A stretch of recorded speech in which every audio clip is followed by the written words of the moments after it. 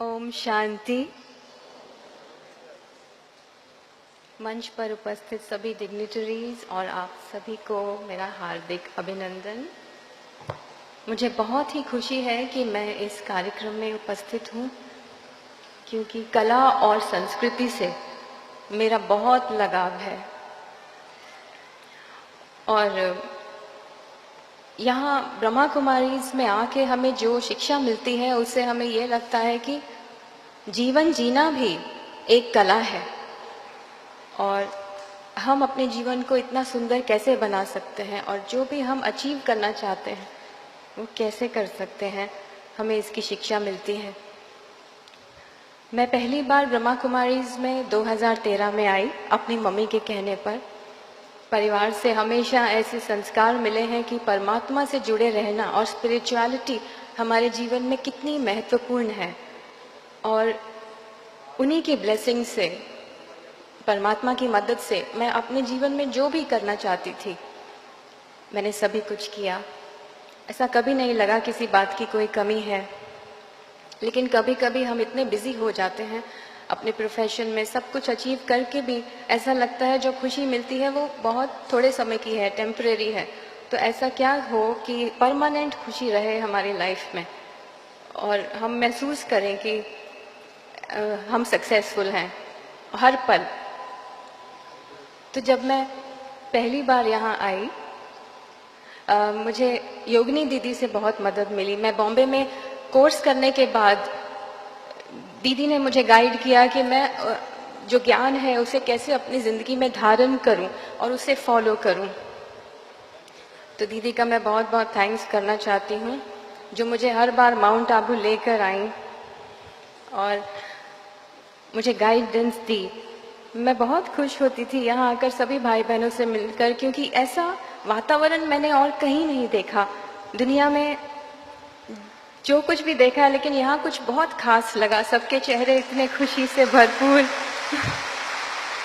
और मैं बहुत प्रभावित हुई, बहुत इंस्पिरेशन मिला कि मैंने ये डिसाइड किया कि मैं भी इन्हीं भाई बहनों की तरह बनना चाहती हूँ। और मैंने योगिनी दीदी से कहा कि मुझे भी सेंटर पर रखिए, मैं यूनिफॉर्म पहन के ईश्वरीय सेवा करना चाहती हूँ और माउंट आबू में सेटल होना चाहती हूँ। तो योगिनी दीदी ने कहा कि आप दोनों में आगे बढ़िए, अपने प्रोफेशन में भी आगे बढ़ो और स्पिरिचुअलिटी में भी, क्योंकि कला के माध्यम से हम ईश्वरीय सेवा कर सकते हैं। और सभी के आशीर्वाद से मुझे शुरू में लगा शायद ये थोड़ा डिफिकल्ट है, क्योंकि हमारा प्रोफेशन इतना आसान नहीं है, तो मैं समय कैसे निकालूंगी स्पिरिचुअलिटी के लिए। लेकिन मुझे ये सीखने को मिला कि राजयोगा मेडिटेशन सबसे आसान है, और खासकर ये उन लोगों के लिए है जो बहुत बिजी रहते हैं, क्योंकि अगर उनके पास अलग से समय नहीं मिलता मेडिटेशन का, तो भी वो ये मेडिटेशन कर सकते हैं अपने बिजी शेड्यूल होने के बावजूद। तो मैंने ये एक्सपीरियंस किया।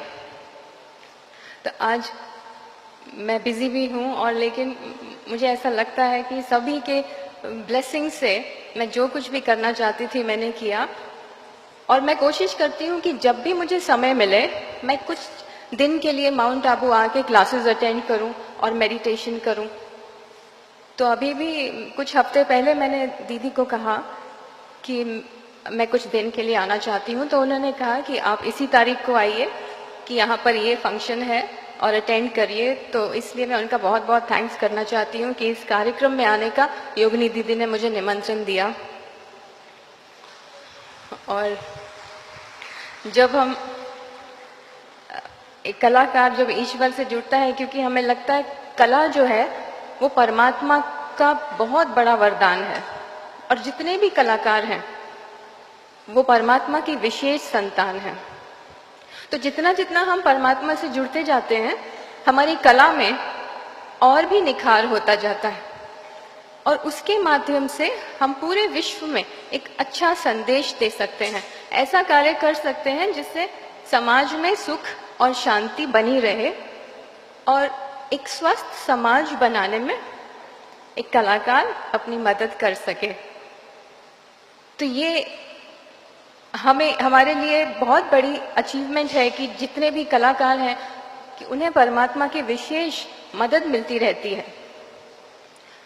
तो अपने जीवन को सुंदर बनाने के लिए हम एक बार ज़रूर एक्सपीरियंस करें कि राज योगा मेडिटेशन कैसा है और उसे अपने जीवन में अपनाकर वो सभी कुछ अचीव कर सकते हैं जिसका हमें हमेशा से इंतज़ार रहता है। हंसी, खुशी, सफलता, पीस और जो भी कुछ आप हासिल करना चाहते हैं, और अपनी शक्तियों को भी पहचान कर, अपने आप को पहचान कर विश्व में परिवर्तन कर सकते हैं।